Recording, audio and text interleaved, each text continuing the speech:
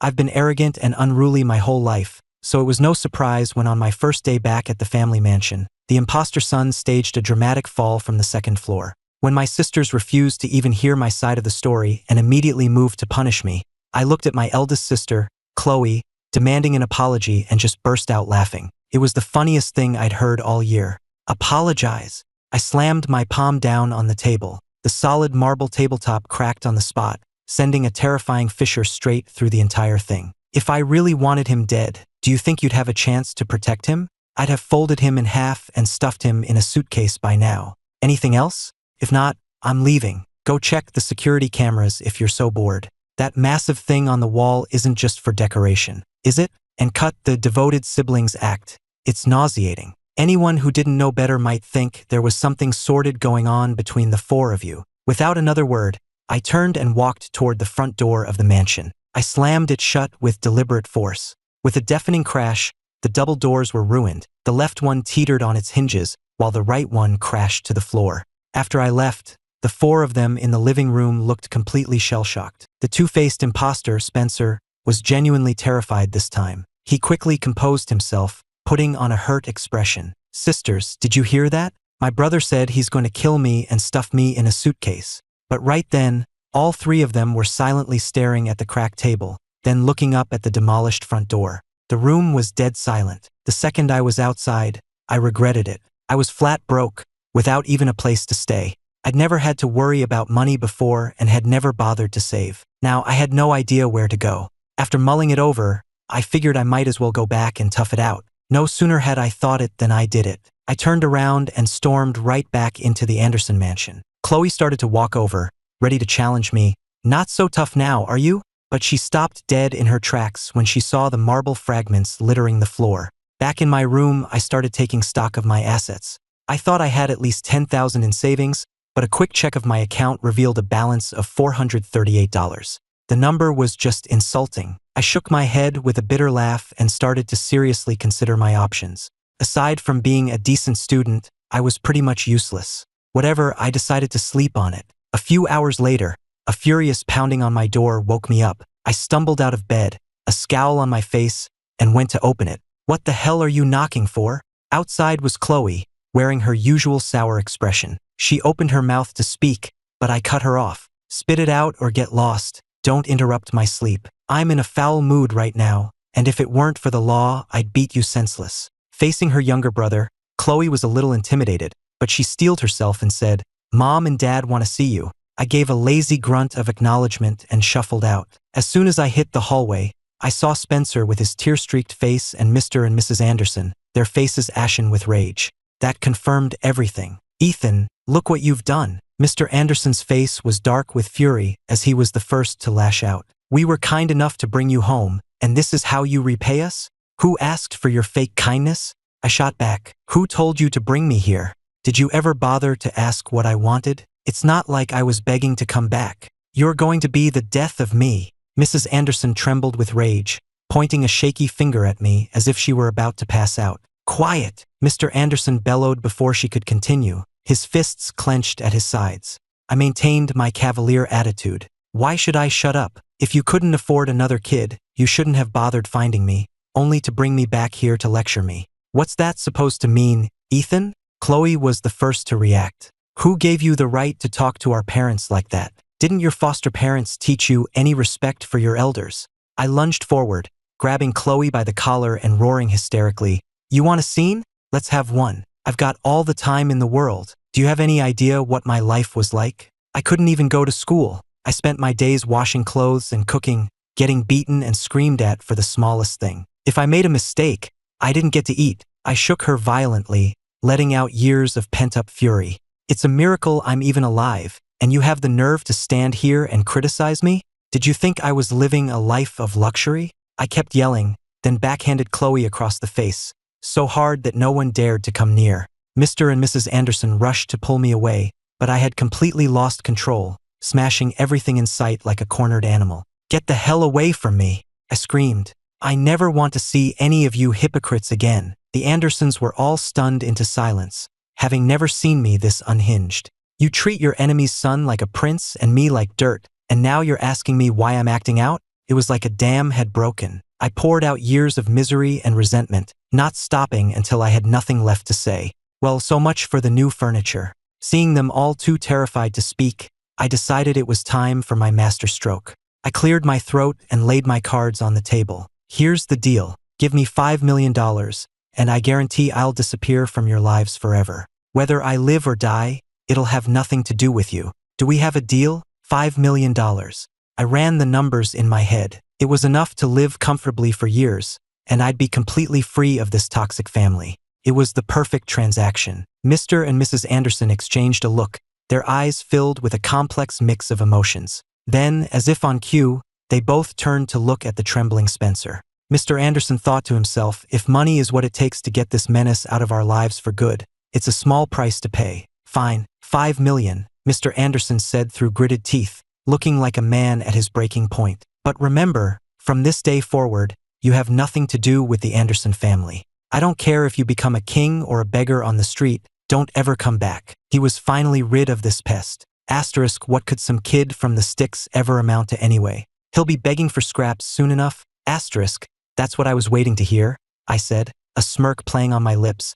All right, you get the money, and I'll go with you to the lawyer's office to sign the papers, get it all in writing. But I should warn you, my price is going up. Hearing this, Spencer finally relaxed. He put on a fake, concerned voice. But it's so dangerous for you out there all alone. Are you sure you don't want to reconsider? I gave him a giant middle finger in my head. I couldn't stand his phony act. I raised an eyebrow. Or what, I could stay and watch you all play one big happy family every day. The moment the words left my mouth, every head snapped in my direction, their eyes wide with a look that screamed, "Are you insane?" Madison was the first to snap, waving her hand dismissively. "If you're leaving, then leave. Stop wasting our time. The Andersons don't support freeloaders." Terrified I might change my mind, Mr. and Mrs. Anderson quickly added, "We'll give you the money now. Let's go sign the papers immediately." Seeing them in such a panic was deeply satisfying, but I loved money more, so I started to up the price. On second thought, $5 million isn't quite enough. $8 million sounds more appropriate, don't you think? Consider it a family ties clearance sale. This is extortion. Olivia shot up, pointing a finger in my face. Have you no shame? What clearance sale? You're just desperate for money. How much is shame worth? I can sell you some if you'd like, I said, rolling my eyes. Money is king these days. Pride leaves you hungry, shamelessness gets you fed. That's the simple truth. I held up 8 fingers. 8 million, not a penny less. That's the price for my freedom. Non-negotiable. Spencer instantly flew into a rage, barking like a dog whose tail had been stepped on. 8 million? Why don't you just rob a bank? Mom and Dad's money doesn't grow on trees. You don't deserve it. I widened my eyes in mock surprise and slowly held up 2 more fingers. Ah, you just reminded me. 10 million is a much better number. After all, robbing a bank is illegal. Spencer looked like he was about to keep yelling, but Chloe clamped a hand over his mouth, terrified of what he might say next. Mr. Anderson took a deep breath, as if making a monumental decision. 10 million, now get out. The Andersons can afford it. I nodded, satisfied. Deal. Today was my lucky day. On Monday, just as I walked through the school gates, I saw Spencer getting out of a luxury car. His eyes were filled with scorn. Well, if it isn't the great young master who got kicked out of his own home. You've already cut ties, so why are you still shamelessly showing your face at school? Don't tell me you're still hoping for the Anderson family's tuition money? I grinned back at him. Oh, you've got it all wrong. An opportunity to learn is like a limited edition collectible. You can't just waste it. I know you're the type who doesn't have to worry with your family's fortune, but don't look down on us hardworking types who have to make it on our own. I said this with a broad smile, but as soon as a crowd started to gather, I raised my voice. I mean, I already gave you my spot as the Anderson heir. What more could you possibly want? You're the one who was switched at birth, the imposter, and now you want to take away my right to an education. That's just cruel. I took a step forward as I spoke, putting on my most weak and helpless expression. If you just let me stay in school, I'll get on my knees and beg you right now.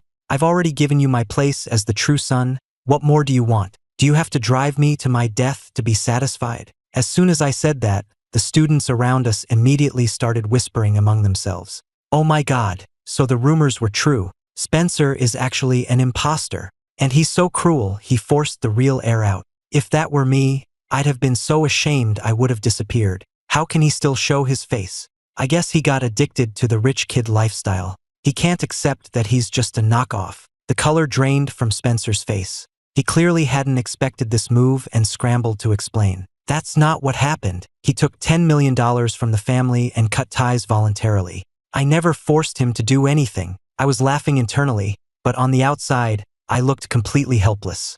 I'd even put a couple of drops of saline in my eyes beforehand. I looked at the crowd, my eyes red-rimmed. You were the one who staged that fall, but you insisted I pushed you. The whole family took your side. What was I supposed to do? I had no choice but to leave. This performance caught Spencer completely off guard. Is Ethan insane? He thought. Asterisk after turning the house upside down. Now he's playing the victim? It's sickening. Asterisk that day. The story of the imposter son bullying the true heir spread like wildfire. All the people who already disliked Spencer flocked to my side to show their support. When Spencer saw this in the classroom, his hand holding his pen was shaking with rage. He looked like he wanted to kill me right then and there. Life was pretty good for me now. Not only were classmates constantly offering to help me out, but even the teachers gave me special attention. This was all because I had shocked everyone by scoring first in the grade on a pop quiz. When the results were posted, Spencer was completely dumbfounded. He stared at the grade sheet,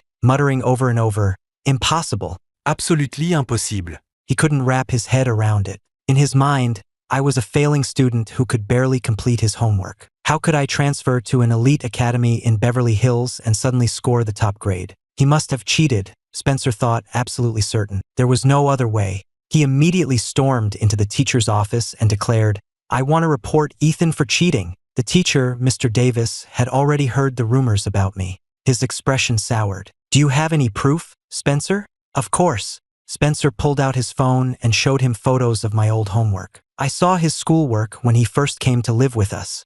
There's no way he could get first place. He was always at the bottom of his class." Mr. Davis took the phone and carefully examined the problems and my answers. Judging by the number of mistakes in the photos, it did seem highly unlikely that I could have placed first. The teacher's face grew dark. He stood up and said coldly, "I will get to the bottom of this." With that, he turned and headed for the classroom. Watching him go, Spencer smirked. Asterisk, "You think you can get away with this, Ethan? Just you wait." Asterisk, Mr. Davis walked right up to my desk, Spencer's phone in his hand. He scanned the room, ensuring all eyes were on us, before speaking in a severe tone. "I have always admired diligent students. Their grades are a testament to their hard work and intelligence. However, if those grades are achieved through dishonest means, that is an entirely different matter." As he finished, his sharp gaze fixed on me, as if trying to see right through me. He lowered his voice. "Ethan, why don't you tell us how you managed to get the top score?" I calmly met his gaze and answered evenly, "What is there to explain, sir? I earned that grade myself." Mr. Davis seemed displeased with my answer and glanced at Spencer. Spencer immediately took the cue and pulled down the projector screen. Mr. Davis quickly connected the phone and projected its screen onto the board. It was a picture of a worksheet I'd done a month ago, covered in red X's. "This was your homework from a month ago," Mr. Davis said, pointing at the screen. "You were making mistakes on simple problems like these. How could you possibly get a perfect score on the exam?" I glanced at the screen, let out a lazy yawn, and gave a dismissive laugh. "Sir, someone else was living my life back then. When I finally got it back, I didn't feel like showing my full potential right away. Is that so unreasonable? Are you really going to judge my abilities based on a single worksheet from a month ago?" Just then, Spencer stepped out from the crowd of students, looking at me with a challenging glint in his eye.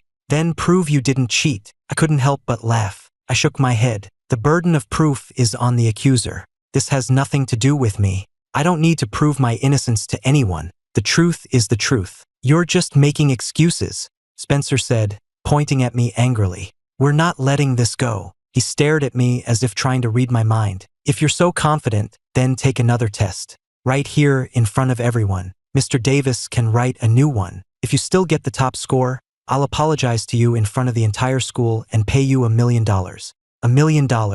My eyes lit up. I was already calculating how many high-end mechanical models I could buy with that. I was definitely taking this bet. On the outside, however, I remained nonchalant. "You've damaged my reputation. $1 million isn't enough. Make it 2. You agree to that, and I'll retake the test." I was secretly thrilled. Only a child would choose.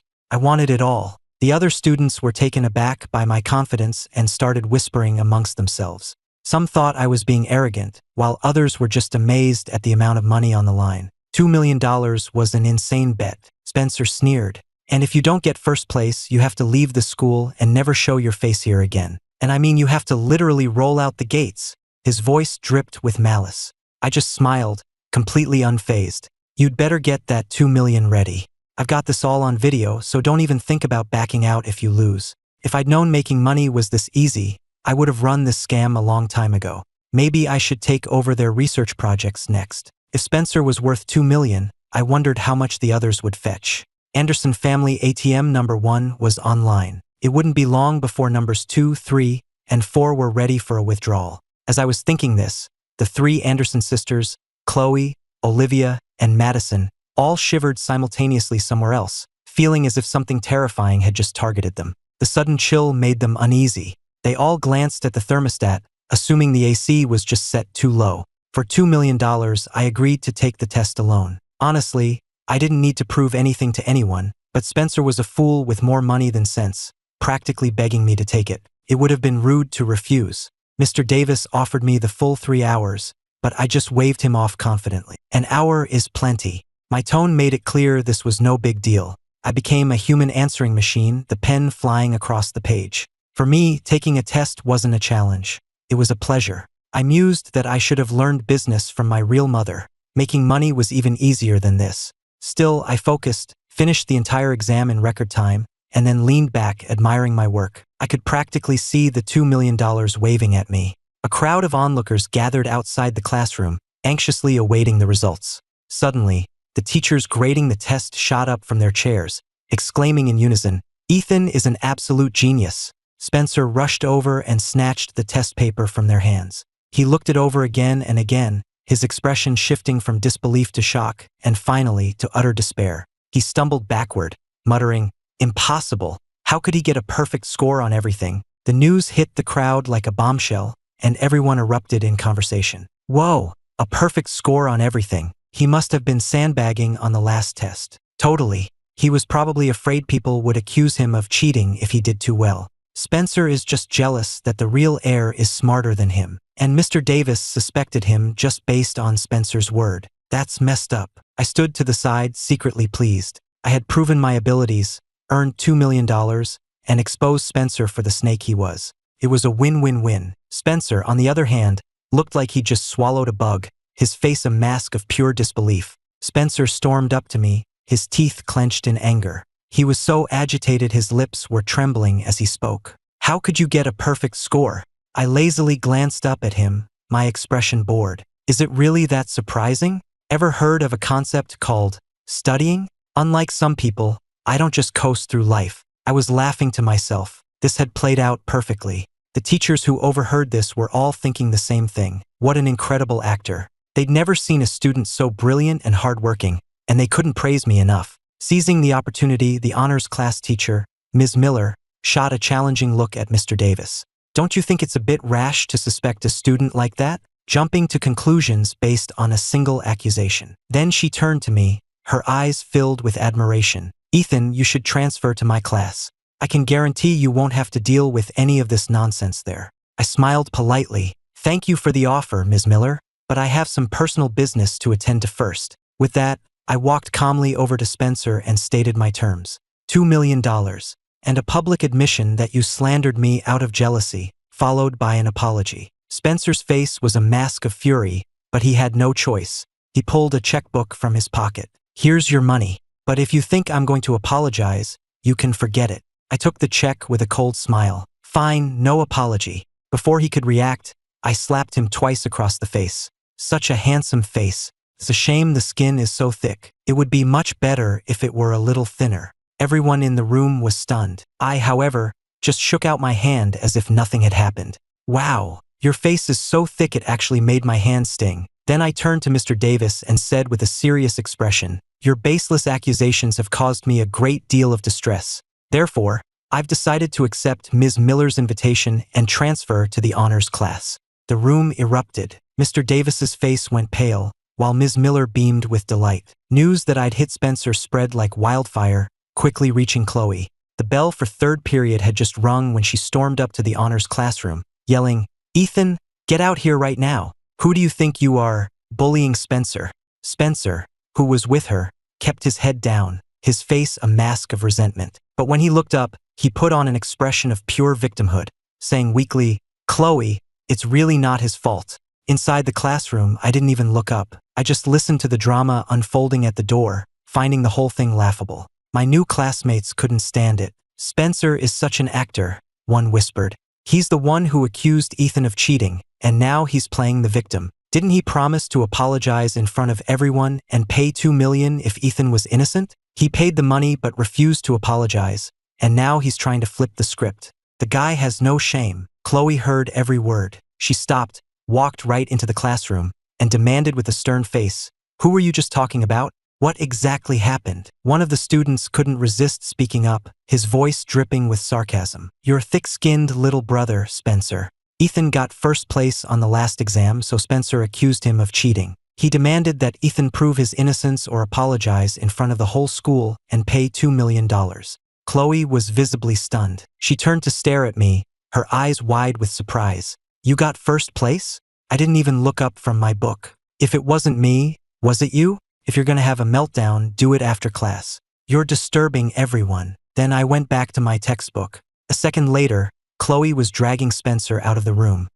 I was surprised she didn't make a bigger scene. Out in the hallway, Chloe asked Spencer with a grim expression, "Is what they said true?" Feeling his sister's piercing gaze, Spencer decided to double down. "You'd rather believe a bunch of strangers over me?" he cried, his voice full of manufactured hurt. "I'm the one who got bullied, and you're questioning me?" With that, he turned and stormed off. Chloe didn't follow him. Instead, she went to the principal's office. When she finally understood the whole story, that I had indeed earned first place with a perfect score, a look of genuine shock crossed her face for the first time. She was still in a daze as she left the administration building. This academy was one of the best in the country. Getting a perfect score was almost unheard of. After school, I ran into Chloe again at the main gate. She blocked my path as soon as I stepped outside. I looked up, annoyed. "If you have something to say it. You're in my way." "Ethan," Chloe said, her tone like she was interrogating a suspect, "why didn't you tell us you were such a good student?" I knew her type all too well.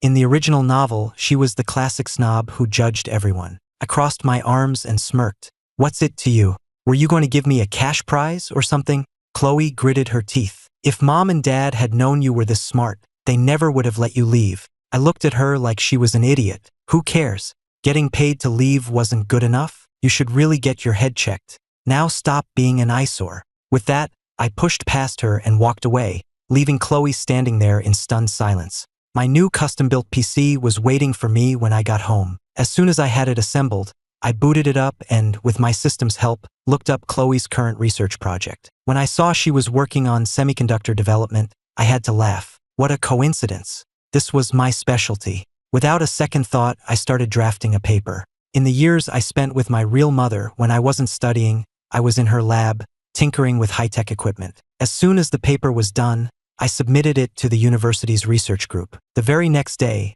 the head of the university's research division came to see me personally. "I've read your paper," he said. "It's brilliant. There are some concepts in it that my team is still trying to wrap our heads around. To further this research, I'd like to formally invite you to join our group." That was exactly what I'd been waiting for. I accepted on the spot. The moment I joined the lab, I showed them what I could really do. Modifying the timing crystals, adjusting the parameters, it was all child's play for me. I tried to remember how my mother used to do it. As I worked, a key step came back to me. Right, I had to resize the die first. After I was done working my magic on the fabrication machine, everyone just stared, completely dumbfounded. Chloe's friends linked arms with her, teasing, "I hear that's the real Anderson heir. How could your family ever let a genius like that go?" "Shut up," Chloe snapped, pushing her friend away, but her eyes never left me. When the performance test results came back, the entire lab was in an uproar. The chip I had designed was incredibly fast,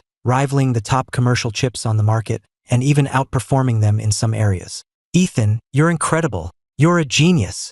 Everyone was looking at me with pure admiration. I just smiled. "I just enjoy tinkering with this stuff. Your lab had the materials, so I thought I'd give it a shot." This was the second time I had left Chloe completely stunned. She walked over to me, her expression complicated, and asked the question that was burning in her mind. Did you do this on purpose? I gave her a placid smile. On purpose? Your lab posted the recruitment notice 3 days ago. I cut ties with your family a week ago. What am I? A psychic? I gave Chloe a sideways glance, my expression saying it all. Asterisk, how could you even think that? You were willing to accept a loser like Spencer, but you can't handle the idea that I might actually be a genius. Asterisk, I shot back. Chloe searched my eyes but found no trace of anger, not even a hint that I cared. She turned and walked out of the lab. I stood there, watching her leave, a faint smile playing on my lips. Asterisk, she can't even handle this? What's she going to do later? Asterisk, the research value of this chip was significant enough to attract government funding. Since I had developed it on my own, no one else even suggested sharing the credit. Chloe watched all of this, gritting her teeth in frustration. Why, she thought, I've worked for years and gotten nowhere, and he, the outcast, does it effortlessly? I held the funding agreement and smiled. Actually, I'm happy to share my findings. I'll make the research data public for everyone to study. The patent, however, is mine. The moment I finished speaking, the lab erupted in applause.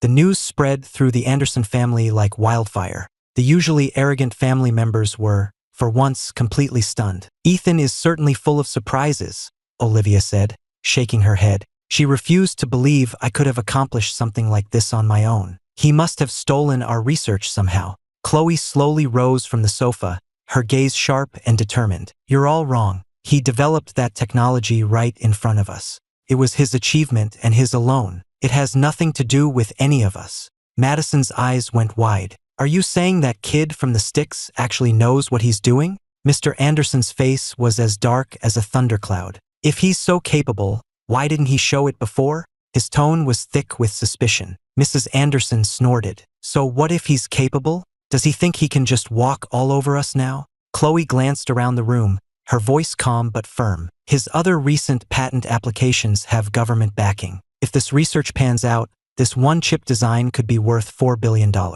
And if we want to use it, we'll have to pay him royalties. $4 billion, Mrs. Anderson cried out, clearly shocked by the number. He's doing this just to spite us, isn't he? Spencer hid in the corner, his eyes burning with jealousy. He clenched his jaw, a bitter resentment welling up inside him. Asterisk, why? Why does everything come so easily to him? Asterisk, at that very moment, I was lounging comfortably on my balcony with a cup of coffee, watching the ugly expressions on the Andersons' faces via my system's feed. I couldn't have been more pleased. They were certainly a dramatic bunch. I grinned and started compiling some data. It was time to send a little gift to the two genius Anderson sisters. That's right, it was time to stir the pot again. First, I sent Olivia a detailed report that clearly outlined the flaws in her medical research and provided viable solutions. When she read it, she was completely floored. She refused to believe it could have come from me. Meanwhile, Madison received a new proposal for her own tech project. It not only solved her immediate problems but also laid out a clear path for her future research. She read it over and over, her eyes wide with disbelief. Her opinion of me was changing rapidly. When the rest of the Anderson family found out, they were once again left speechless. So, when the three Anderson sisters cornered me at the school gate again, I wasn't the least bit surprised. Well, what are the three princesses doing here? I teased, my eyes glinting with amusement. I'm busy right now. If you have something to say, you can wait until after school. And even then, it'll depend on my mood. I turned to walk away. Olivia jogged to cut me off. Don't play dumb, Ethan. You know exactly why we're here. I had to hide a smile, putting on my most innocent expression. I just thought it was a waste of the university's funding to give it to you. It would be much better spent on a top student like myself. Madison's face flushed with anger. I continued to needle them. What? Did I say something wrong? The three of you have the best resources, all thanks to your family, and yet you're constantly complaining about hitting a bottleneck in your research. TSK, tisk. Madison's expression was grim. If you were this capable, why didn't you say so before? You could have stayed with the family. What's your game here? I rolled my eyes. And you would have believed me? Besides, I have nothing to do with the Anderson family anymore. Why are you even talking to me? Don't tell me you want me to come back and save the family name. Madison was speechless. There is no we, I said, waving my hand dismissively. Go find your precious little brother. He's the hope of the Anderson family. I'm just a footnote in your story. I glanced at my watch. I don't have any more time to waste on you. I've already lost 3 minutes. Time is money. The 3 Anderson sisters just looked at each other, speechless. I was already walking away, not once looking back, leaving them with nothing but the sight of my retreating back. Madison started to go after me, but Chloe held her back. That's enough, Madison. Don't embarrass yourself further. Her own gaze, however, followed me as I walked away, her expression unreadable. Madison struggled against her sister's grip. Let me go, Chloe. That jerk is too arrogant. I'm going to teach him a lesson. Chloe was unfazed. Are you sure you'd be teaching him a lesson? Or would you just be making a fool of yourself? How can you say that? I'm your sister. Madison protested. And even sisters have to face reality, Chloe said, letting her go and turning back towards the campus exit. Let's go home and figure out our next move. Olivia walked over, frowning. Chloe, Madison, how much of what he said do you think is true? The question made her think back to everything that had happened. I don't know, Chloe said, shaking her head. But if he's not lying, then have we been wrong about Spencer all these years? Is it possible Ethan really doesn't care about the inheritance? That he's not trying to compete with Spencer? Madison got worked up again. Of course he cares. That kid is a schemer. Don't fall for it. A schemer. Chloe laughed softly. I think you're the one who's being naive. Chloe. Madison pouted. Just then, Spencer emerged from around a corner. Watching his sisters argue filled him with a sense of irritation. My recent accomplishments had made me famous, and university recruitment offices were falling over themselves to make me offers. I turned them all down, telling them I already had plans. The principal of my academy was baffled. Ethan, these are incredible opportunities. Why are you turning them all down? I just smiled. I enjoy the process. The outcome isn't that important to me. The principal could only shake his head in resignation. Spencer, meanwhile, was not having a good time. After the cheating scandal, no one wanted anything to do with him. Everyone had seen his true colors. And with me being so popular, even the Anderson sisters were trying to get my attention. Who had time for Spencer anymore? Spencer sat in the classroom, clutching his phone, his heart filled with a burning hatred. He stared down at a photo of me on his screen, and then, with a grimace, he forwarded it to a group chat, his eyes filled with venom. Whoever can get rid of this guy, I'll pay 10 million. The group chat exploded. Get lost. This one's mine. The offer was too tempting to resist. Spencer added more fuel to the fire. And I'll guarantee you safe passage out of the country. A clean break. That sealed the deal. Many in the group were already getting excited, their eyes gleaming with greed, imagining the new life that awaited them. As a result, I was cornered by a group of thugs on my way home. Spencer had chosen the spot well. It was a blind spot for all security cameras, the perfect place to commit a crime. The leader, a brutish-looking man, rubbed his hands together and grinned. Ethan, you could have picked a fight with anyone, but you had to go and piss off our client. You're just asking for it. I glanced around. He was right, not a camera in sight. I stretched lazily, a smirk playing on my lips. Looks like you boys are about to experience a new world of pain. Ah, listen to this kid, someone in the crowd yelled. Get him, boys. The rest of them swarmed me. I asked my system internally, asterisk this doesn't count as bullying, right? They started it. Asterisk the system paused for a moment, as if seriously considering the question. It probably doesn't count. I grinned, pulling a 5-foot steel baseball bat from my system inventory. I rested it on my shoulder, a dangerous glint in my eye. Step right up, folks. First come, first serve. The thugs saw the bat and froze, their eyes practically bugging out of their heads. I didn't give them time to react. I swung the bat in a wide arc, and the alley filled with a symphony of screams.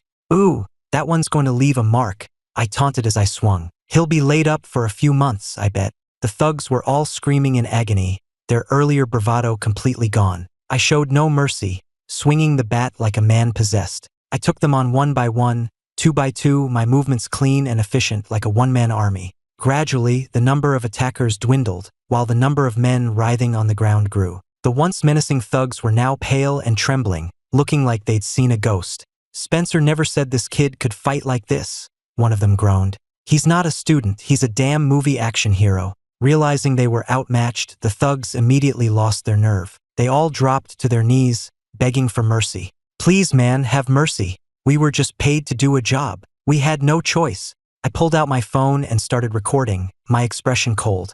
If you were hired, then tell me who hired you. One of the thugs glanced at his fallen comrades, then made a decision. It was Spencer. He said he'd give us 10 million to get rid of you and arrange for us to leave the country. I raised an eyebrow. That's just your word. Do you have any proof? The man fumbled for his phone. Yes, right here. Look. The phone screen clearly showed a screenshot of a chat from Spencer's Instagram account. 10 million to take him out. I'll get you out of the country. The evidence was undeniable. I nodded, satisfied, stopped the recording, and put my phone away. Then I turned and walked out of the alley. The thugs watched me go, not daring to even breathe too loudly. I walked out of the alley in a great mood, whistling as I headed for the Anderson mansion, looking for all the world like I didn't have a care. In the Anderson living room, Spencer sat on the sofa, eavesdropping as the three sisters discussed me. His expression grew darker and darker, a bitter jealousy churning in his stomach. Meanwhile, Mrs. Anderson, having heard that top universities were vying for me, was in a foul mood. Look what you've done, she said sarcastically to her husband. Think of the opportunities we've lost. I told you we shouldn't have gotten rid of Ethan. Mr. Anderson slammed his hand on the table and shot to his feet, his face red with anger. Now you're blaming me? As I recall, you were all for it when we kicked him out. Listening to his adoptive parents argue, Spencer felt more and more like an outsider. He'd thought my return would be a minor inconvenience, but reality had hit him like a ton of bricks. He gave a cold, secret smile. After tonight, that person will be gone forever. He almost laughed out loud at the thought. But he waited, and there was no news from the men he'd hired. They should have been done half an hour ago. Spencer grew restless, his fingers drumming nervously on the arm of the sofa. Suddenly, with a tremendous crash, the front door of the mansion was smashed off its hinges, sending the crystal chandelier above swinging wildly. Spencer looked up in terror to see me standing in the doorway, baseball bat in hand, a playful, menacing look on my face. Oh good, you're all here. Saves me the trouble of making individual house calls. I stepped onto the fallen door, the wood groaning under my weight. Every creak seemed to echo Spencer's own fear. My expression was pure provocation. Spencer, I've come to play. The color drained from Spencer's face, his earlier confidence evaporating in an instant. His lips trembled. How are you back here in one piece? I sent so many men. The words tumbled out before he could stop them. My gaze swept across the room, landing on each of their faces like a spotlight, before finally settling on Spencer. I hear you paid a lot of money to have me taken care of. Too bad it was all for nothing. A dangerous smile played on my lips, a fire in my eyes. And now, I have a score to settle with you. Spencer's face was ashen. He trembled uncontrollably, frozen in place. He wanted to run, but his legs felt like they were made of lead. I advanced on him, step by step, swinging the bat so it whistled through the air, the metal catching the light in a cold, menacing arc. Ever heard the expression, losing it all in one go? I bet you're starting to understand it now. Everyone else in the room was frozen in shock, too afraid to intervene. They could only watch. The moment Mr. Anderson saw me, his face hardened. Even with my recent success, he would not allow the outcast son to set foot in his house again. He glared at me and said coldly, "What are you doing here? You're not welcome. Get out." I scoffed and rolled my eyes. Tisk, didn't I already tell you? I'm here to collect a debt. With that, I strode over to Spencer, grabbed him by the collar and hauled him to his feet. With the bat in my other hand, even the three sisters, who always rushed to his defense, didn't dare to move. Olivia tried to intervene. "Ethan, let's just talk about this." Before she could finish, I silenced her with a single command, "Shut up!" I shot her a look that silenced her completely.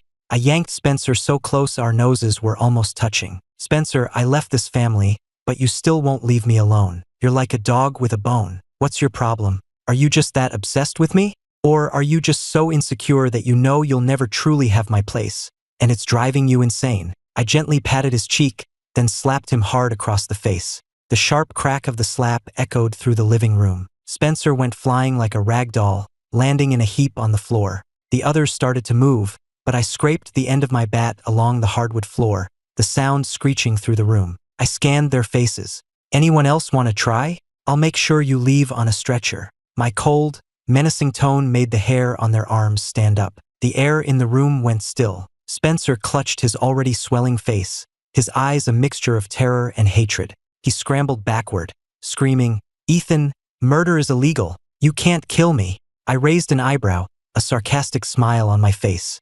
"Oh, so you know murder is illegal? Then why did you hire people to kill me?" I walked toward him, each step deliberate and heavy, my eyes glinting dangerously. Spencer was trembling, but he still tried to deny it. I didn't. I just wanted them to teach you a lesson. His voice trailed off. I laughed, my eyes turning to ice.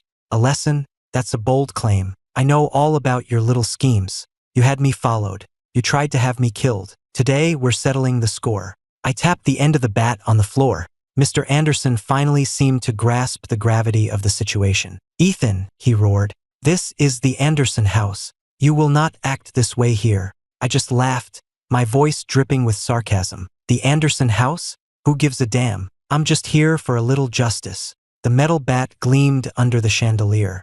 Mrs. Anderson spoke up hesitantly. Ethan, maybe this is all just a misunderstanding? A misunderstanding? I burst out laughing, a bitter, hollow sound. What misunderstanding? Mr. Anderson said, pulling his wife back. You make one more move and I'm calling the police for trespassing. I shrugged. Go ahead. As it happens, I have something for them too. Just as Mr. Anderson was about to dial 911, Spencer lunged forward and knocked the phone from his hand. Don't call them, he shrieked. Mr. Anderson stared at his adopted son, shocked. Why not? I smiled and unlocked my phone. He's too scared to say, so I'll say it for him. The recording played, filling the living room with the thug's confession, naming Spencer as the mastermind. With every word, the color drained from the Andersons' faces. The sisters' eyes were wide with shock. Mr. and Mrs. Anderson's expressions shifted from disbelief to fury, and finally, to crushing disappointment. Spencer was pale and trembling, tears streaming down his face. Dad, I had my reasons, you have to believe me. I didn't mean for it to go this far. Dad, please listen to me. I let out a lazy yawn and stretched. Well, I'm exhausted. The score is settled. I'll be handing this evidence over to the police. The rest is up to you. I turned to leave. Behind me, Spencer's desperate cries echoed through the room. Dad, help me. I don't want to go to jail. It was a moment of weakness. I know I was wrong. He crawled over to me, his face a mess of tears and snot, looking like a pathetic beggar. Brother, I was wrong. Please just give me one more chance. I'll never do it again, I swear. I laughed sarcastically and shook his hand off me, my eyes filled with disgust. Don't touch me. I watched his pathetic display with a sneer, as if watching a bad actor. Seeing me about to leave, Spencer turned to Mr. Anderson in a panic. Dad, he cried, I know I was wrong, but please, for all the years I was a good son, please help me. I was just jealous. My brother and sisters are all so brilliant. I just wanted you to be proud of me too. Listening to his adopted son's pleas, Mr. Anderson's resolve softened. He frowned, a look of conflict in his eyes. After a moment's hesitation, he finally spoke. Ethan, what will it take for you to let this go? I smiled a knowing smile and held up one finger. $1 billion, I said slowly. Mrs. Anderson flew into a rage. Are you insane, Ethan? $1 billion?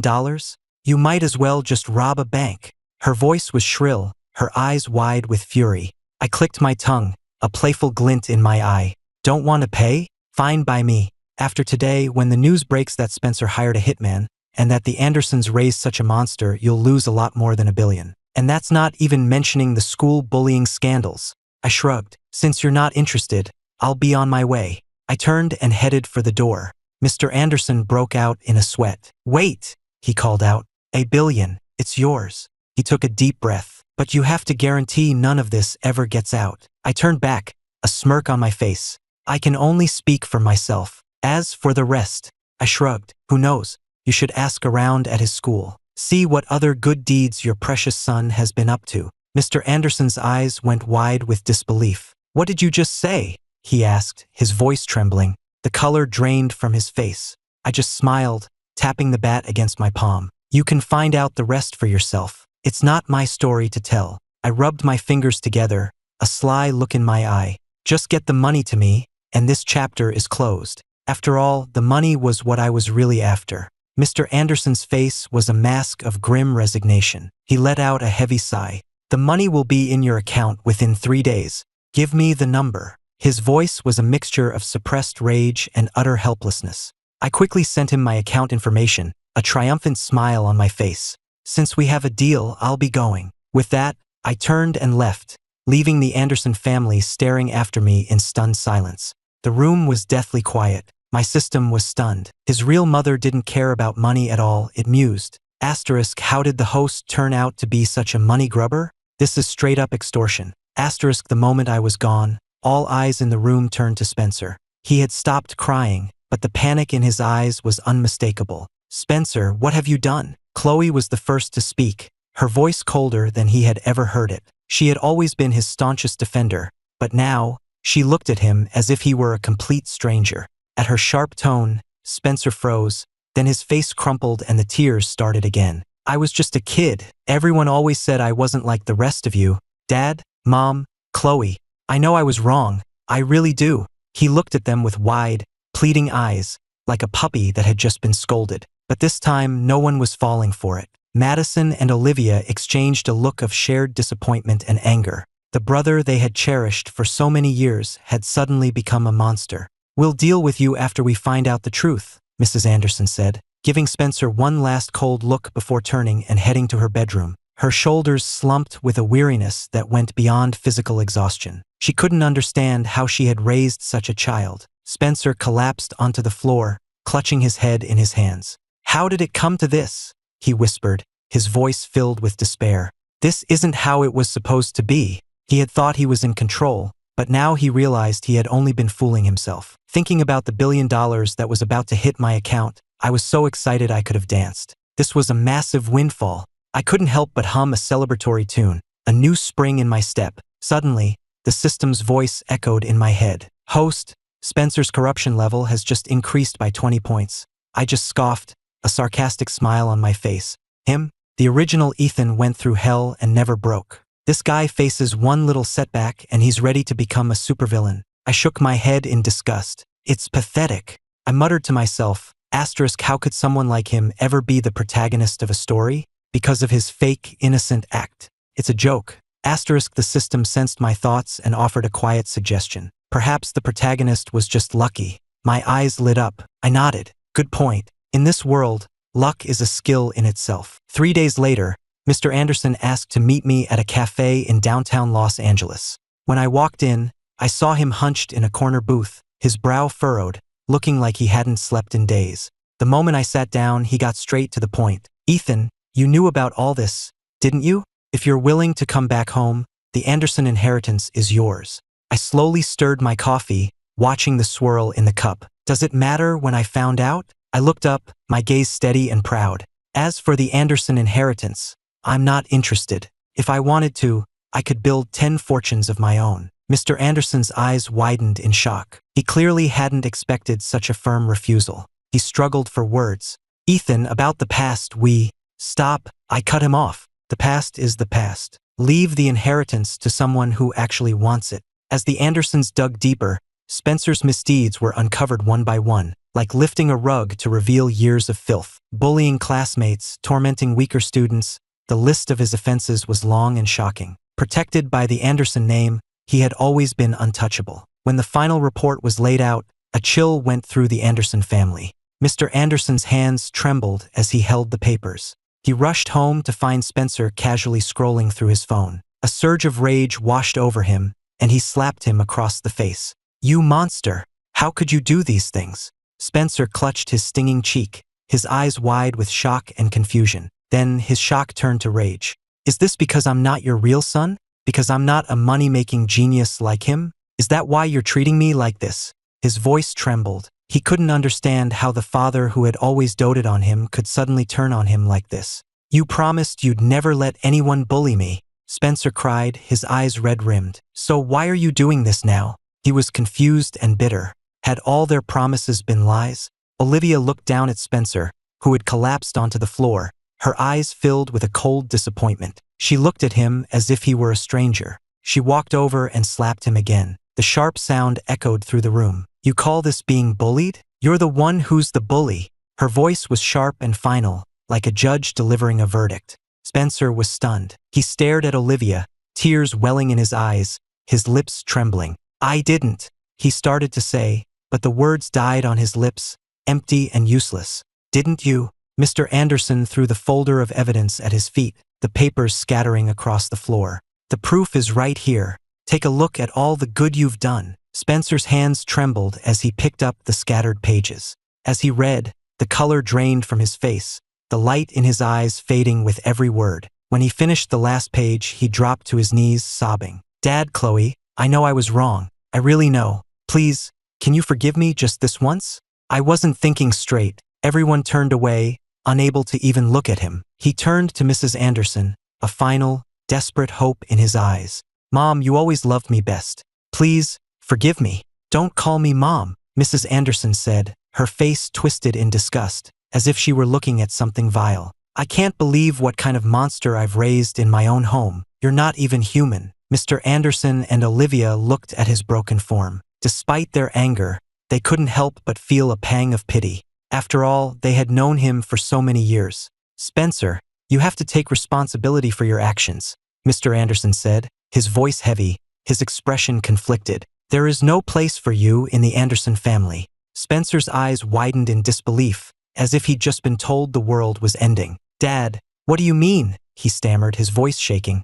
Mr. Anderson looked at him, his voice cold and even. "It means, from now on, you can go live with your biological parents. You are no longer welcome in this house." He had always thought his adopted son was clever. He never imagined he could be so foolish. Spencer looked as if he'd been struck by lightning. He froze, his expression unreadable. Then, he snapped back to reality and began to wail, a heart-wrenching, desperate sound. "Mom, Dad, you can't abandon me. I don't want to go back. I won't go back to live with those poor, pathetic people." He cried and screamed, his voice high and shrill. He crawled over to his sisters, begging them to intervene, his face a mess of tears, but they just kicked him away. Undeterred, he crawled to his adoptive parents' feet, pleading, "Mom, Dad, please, don't make me leave." He was kicked away again, this time landing flat on his face. I watched the whole family drama unfold on my system's feed with great amusement. "It's a real dog-eat-dog world," I mused. "And they're all losing." The system suddenly chimed in cheerfully.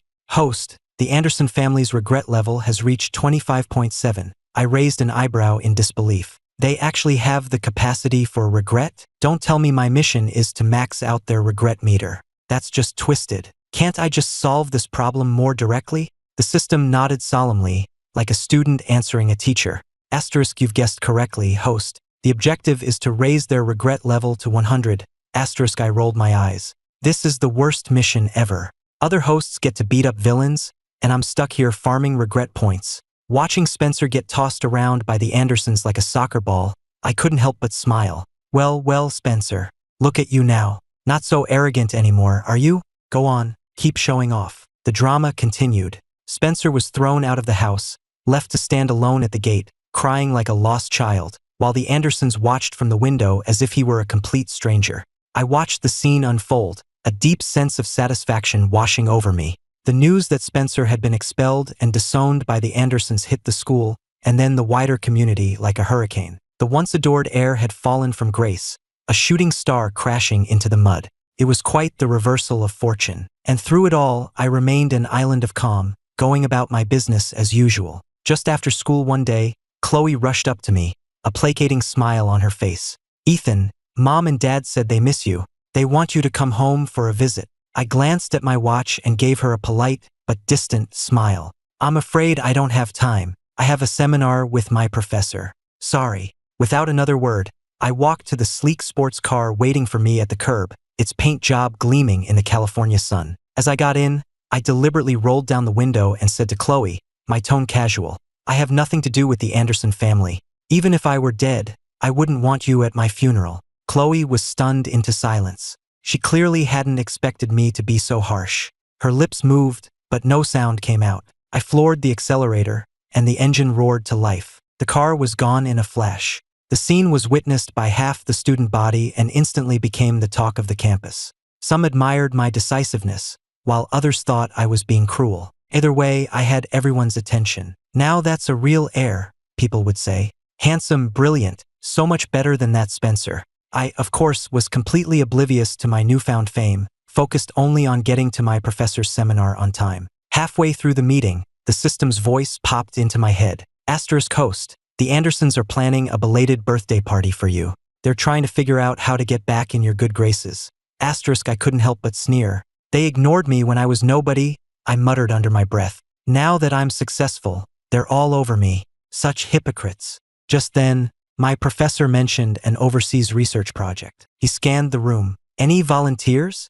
I immediately raised my hand. I'll go. The professor was pleasantly surprised. Excellent. With you on the team, Ethan, I'm sure this project will be a great success. I smiled, but inside I was already calculating. This was the perfect way to avoid the Andersons and make them sweat a little. The professor had his assistant arrange the paperwork immediately. I packed my bags, and by that afternoon, I was on a private jet, heading overseas. Looking out at the clouds below, I felt a sense of profound relief. The Andersons, meanwhile, were in the midst of planning my party, decorating the venue, and buying expensive gifts, all with looks of eager anticipation on their faces. The next day, they showed up at the academy, only to be told I had left the country. What? He left the country? The three sisters stared at each other, completely dumbfounded. The principal looked at them, confused. Didn't Ethan tell you? He left with his professor last night. The three sisters just shook their heads, a bitter taste in their mouths. It felt as if they had lost the best of their family, and the feeling was worse than they could have imagined. My time abroad was like a vacation, relaxing and carefree. After all, I'd spent years traveling the world with my mother, so I was used to different cultures, and my English was flawless. Communicating with the locals was no problem at all. I had come to the US for an academic exchange, but the moment I arrived, the other party tried to steal my patent, using all sorts of flimsy excuses to try and detain me. I'd seen these kinds of dirty tricks before. I had to laugh. Do they really think I'm that easy to push around? I was prepared for this. I had a contingency plan in place. And sure enough, the day they tried to make their move, all the evidence they had fabricated against me mysteriously vanished. They were left with nothing. I not only walked away clean, but I also taught them a valuable lesson. Some people are not to be trifled with. A week later, my research was complete, and I returned to the States. Before I left, I made a detailed note of everyone involved in the scheme. I would be settling the score with them later. After all, I'm known for holding a grudge. The moment I stepped off the plane at LAX, I was surprised to see the entire Anderson clan waiting for me. They were all smiles, acting as if we hadn't disowned each other. Their performance was so good, they deserved an Oscar. Ethan, you're finally back, Mr. Anderson said, putting on his best, caring father act. You must be exhausted. Come on, let's get you home so you can rest. Looking at their phony smiles made me sick to my stomach. I sneered. What's this? You suddenly remembered you have a son? Or did you forget we cut ties a long time ago? Mrs. Anderson quickly chimed in with a forced smile. Ethan, that was all a misunderstanding. A family can't just break apart. That's right, Ethan, Chloe added, her eyes pleading. We all missed you so much. Olivia spoke softly. We investigated what happened. We know you didn't push Spencer. We're sorry. Madison walked over, her expression unreadable. We're sorry, Ethan. Looking at their awkward, desperate faces, I couldn't help but laugh. Members of the Anderson family? I said, my voice light but every word a dagger. Do you need me to remind you of what you said to me the last time we spoke? Just then, my professor, Dr. Evans, came to my side. He immediately sensed the tension and frowned. Ethan, is everything all right? He asked quietly. His voice was filled with genuine concern. I looked at him gratefully, a small smile playing on my lips. Yes, actually, if you wouldn't mind. I gestured to the Andersons, my voice turning to ice. These people have nothing to do with me. We severed our relationship a long time ago. The moment the words left my mouth, the Andersons' faces fell. They looked like they'd just swallowed poison. Mr. Anderson started to protest, but a government agent stepped forward, blocking his path. Sir, please do not disturb Mr. Anderson or the professor. They are currently under federal protection. I suggest you recognize the situation for what it is.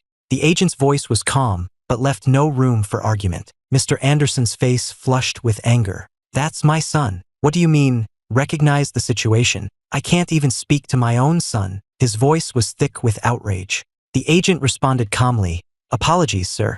We have seen the legal documents terminating your parental rights. We are simply following orders. Please don't make this difficult. That shut him up. He could only glare at our retreating backs, his eyes practically shooting fire. Well, are you happy now? Mrs. Anderson immediately started in on her husband. You've driven away your own son. I told you Spencer was a bad seed, but you wouldn't listen. I drove him away? Mr. Anderson roared back, his face turning purple. Were you not there that day? Did you say a single word to stop it? Mrs. Anderson glared back, her own eyes blazing. You didn't object either. And now you're trying to pin it all on me. The argument escalated, turning from shouting to shoving, and finally to an all-out brawl, right there in the middle of the airport. The whole thing was caught on camera by a reporter from TMZ.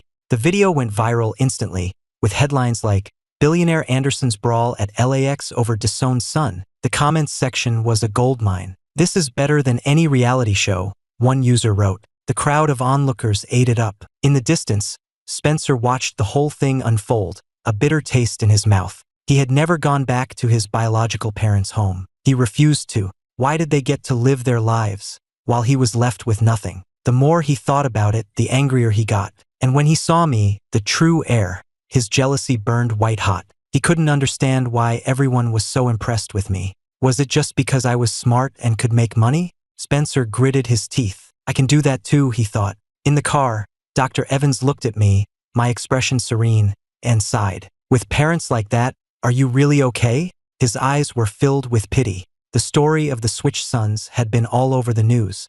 I just smiled, my gaze untroubled. Some people just aren't meant to be parents. If the connection isn't there, it's better to just sever it completely. I spoke with a maturity that belied my age, and even the professor seemed moved by my words.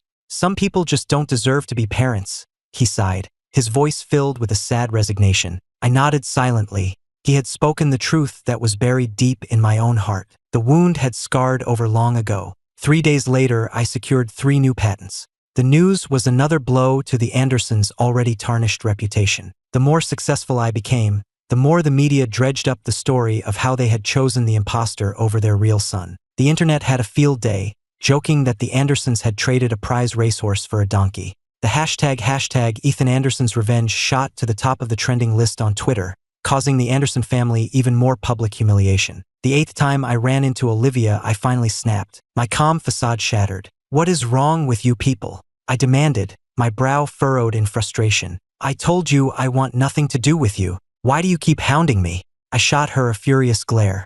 While their regret level of 45 was satisfying, being harassed every day was getting on my nerves. They sent everything from bizarre gifts to homemade lunches.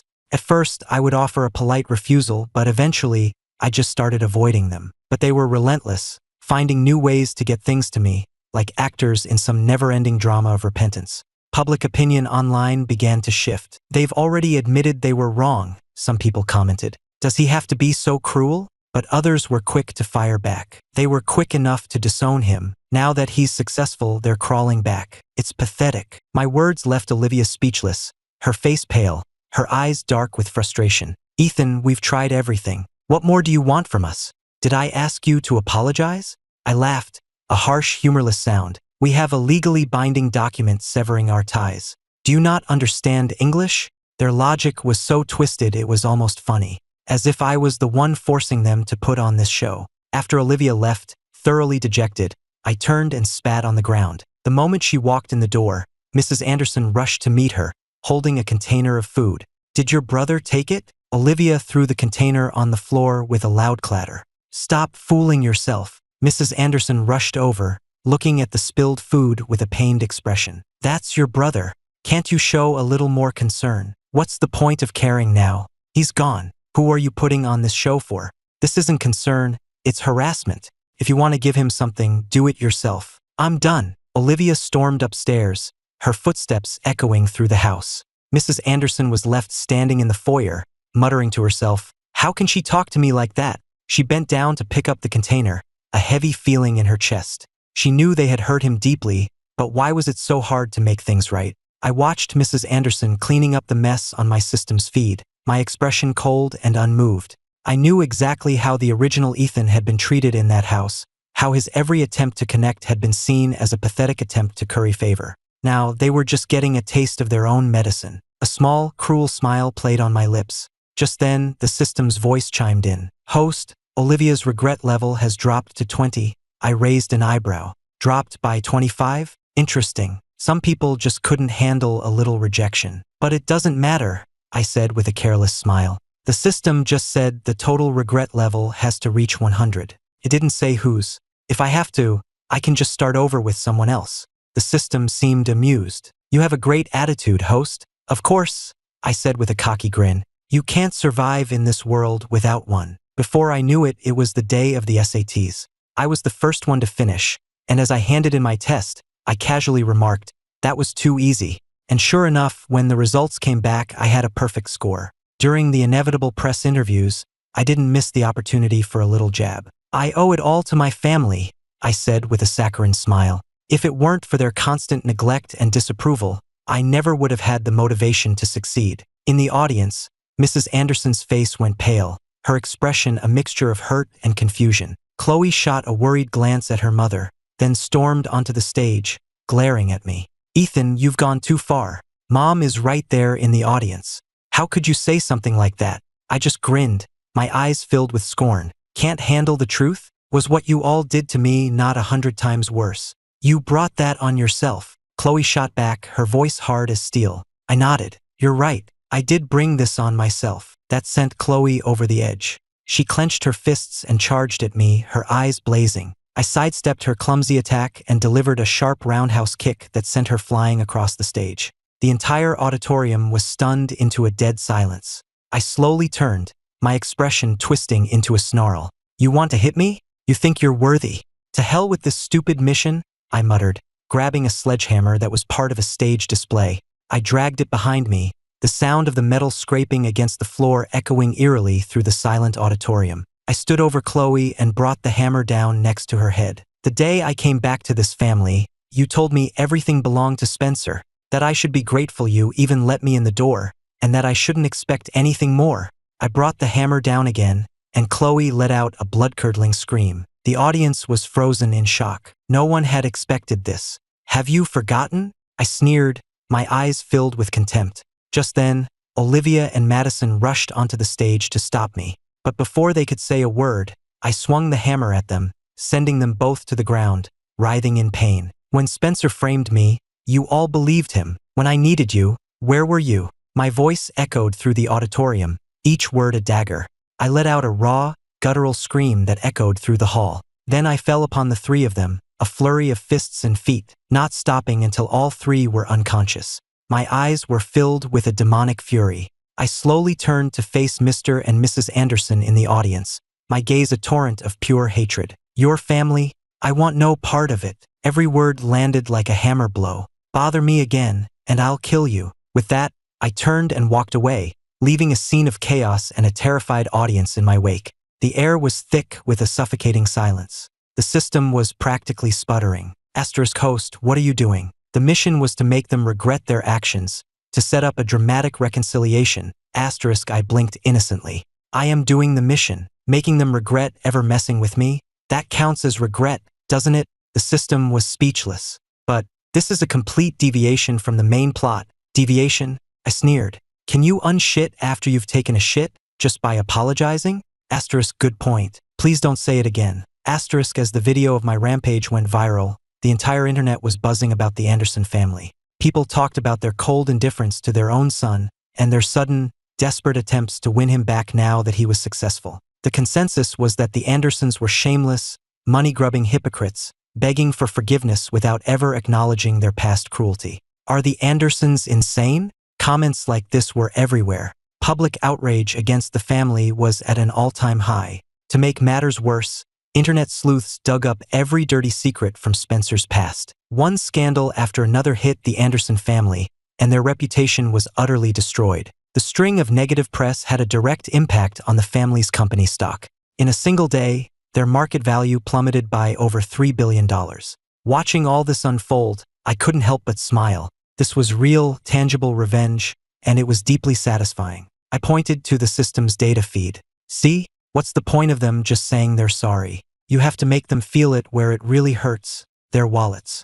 The system looked at the data, a sense of resignation in its tone. It had seen this coming, but it still wasn't used to my methods. Fine, it conceded. You're right. No wonder the veteran systems always said your best bet was to just shut up and watch the host do their thing. It was true. I've been with this host through so many worlds, the system thought, and I was still naive enough to think he might change. But just then, something incredible happened. The regret level of the entire Anderson family suddenly shot up to 80. The system was flabbergasted. Host, how did their regret level jump so high, so fast? I just smiled, a knowing glint in my eye. Just you wait. Empty apologies are worthless. True regret only comes when you lose something you value. Right now, they're regretting not believing the original Ethan, not treating him better. And that's why the numbers are going up. The process doesn't matter, only the result. I crossed my arms, feeling completely in control. I was lounging in the rooftop garden of my penthouse apartment, lazily soaking up the sun. The light filtered through the leaves, dappling my skin. I idly flipped through a magazine, the pages rustling in the gentle breeze. The distant sounds of city traffic were a world away from my tranquil oasis. Every now and then, I'd glance in the direction of the Anderson estate, watching their public implosion with a growing sense of satisfaction. The protagonist is heading your way, the system's voice suddenly announced, shattering the peace. I raised an eyebrow and tossed the magazine aside. Let him in. A few moments later, Spencer burst through the door. He found me standing in the center of the living room, my arms crossed, a look of contemptuous amusement on my face that said, "About time you showed up." Spencer was live streaming. He planned to use this confrontation to clear the Anderson family's name and reclaim his position as their son. He stood in the doorway, his phone's camera trained on me, ready to capture every moment. He pointed a finger at me, his voice sharp with accusation. "Ethan, this is all you're doing, isn't it? You're just trying to make the family pay for taking my side." If he could just get me to admit it on camera, he thought, he might have a chance of getting back into the family's good graces. I just laughed, my voice calm and dismissive. Cause trouble for the Andersons?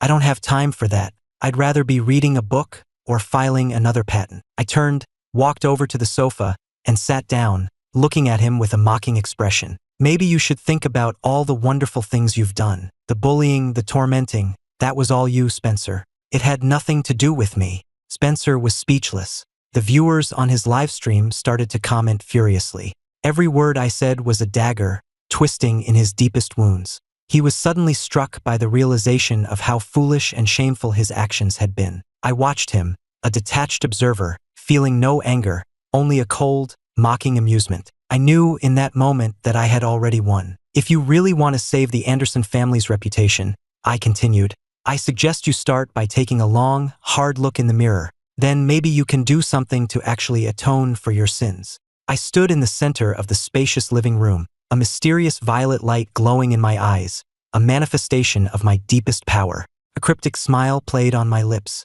"But that's not what you're really thinking, is it?" I said softly. My voice was a hypnotic melody that hung in the air. Spencer's eyes went distant. At my words, as if compelled by an unseen force, he began to speak his true thoughts. His expression twisted, his eyes taking on a feverish, obsessive gleam. "I did nothing wrong. I just did what had to be done," he snarled. "That kid I bullied deserved it. He was trying to seduce my fiancée. What was I supposed to do?" His voice was thick with a resentment that suggested the boy was the source of all his problems. He suddenly burst out laughing, a wild, unhinged sound. "And all those classmates always saying how I wasn't like my sisters, how brilliant they were. They were just saying I wasn't the real heir, weren't they?" His laughter echoed through the empty room, chilling and distorted. His face grew darker, more menacing. "I was merciful enough not to kill them, and they still dared to talk," he hissed. "After I'm done with that bastard Ethan, I'll take care of them, one by one." His voice was cold and flat, as if he were talking about squashing insects. He dissolved into another fit of hysterical laughter. "And those idiots, the Andersons, all I had to do was pretend to be the victim, and they immediately believed that loser Ethan was the one behind it all. They're so stupid it's almost funny." His laughter filled the room, a final, damning insult to the family that had taken him in. But as the last of his laughter died away, a look of dawning horror crossed his face. He stared at me, his eyes wide with terror. "What did you do to me? Why did I say all that?" His voice was a panicked whisper. I just smiled and pointed to the grandfather clock behind him. "I hypnotized you, of course. Made you tell everyone what you were really thinking." My voice dripped with sarcasm. The livestream chat exploded. "Hypnosis. That explains why he said all that crazy stuff. Spencer is seriously twisted. The real heir is a total badass." Seeing the look of pure panic on Spencer's face, I couldn't help but laugh. Spencer snapped back to his senses, realizing with a jolt of horror that the livestream was still running. A single, insane thought filled his mind. He was going to take me down with him. He lunged at me, his eyes red with fury. But what he didn't know was that from the moment his livestream had started, He had been flagged as a potential threat. Before he could even reach me, he was tackled to the ground by federal agents.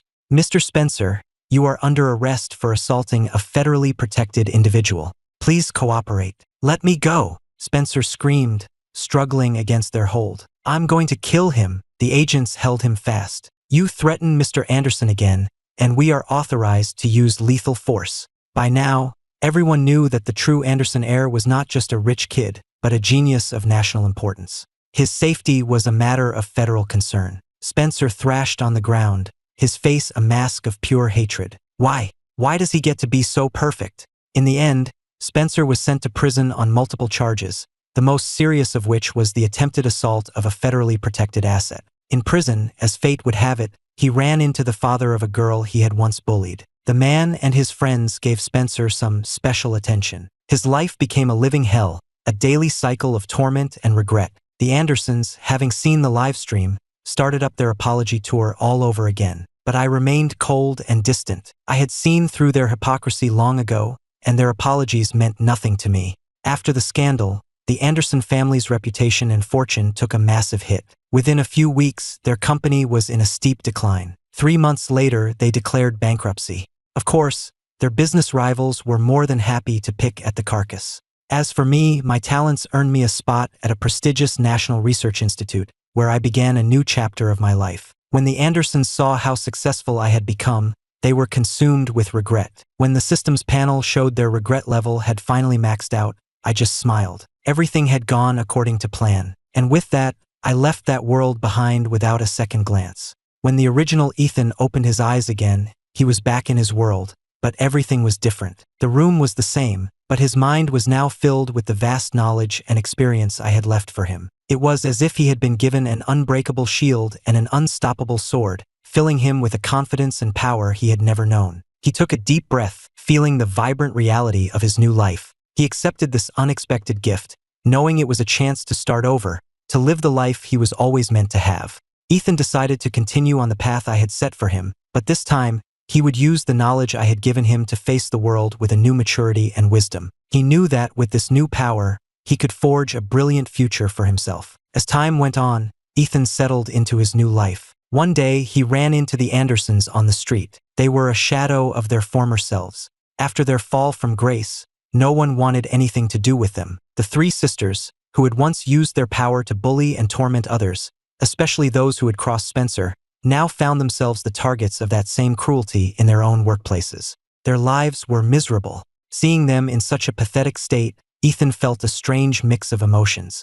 He didn't approach them, didn't offer a word of comfort or scorn. He simply turned and walked away. He understood that everyone has their own path to walk, and his was leading him far away from them. Not long after, the Anderson family vanished completely. Ethan didn't ask why. He only found out later that Spencer's biological parents, driven mad with grief over their son's brutal death in prison, had broken into the Anderson estate one night and murdered them all.